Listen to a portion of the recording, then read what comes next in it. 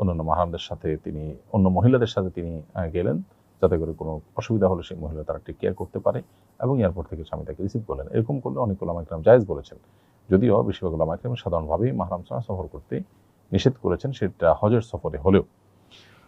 বাসার পানির মোটরে সমস্যা হওয়ার কারণে বাড়িওয়ালা সবাইকে পানি ধরে রাখতে বলেছেন। আমরা পানি ধরে রেখেছি, কিন্তু তার দুজনের ফরজ গোসলের জন্য যথেষ্ট নয়। এখন স্বামী যদি আমাকে ডাকেন, গোসলে পর্যাপ্ত পানি না থাকায় সায় না দিলে আমার গুনাহ হবে কিনা?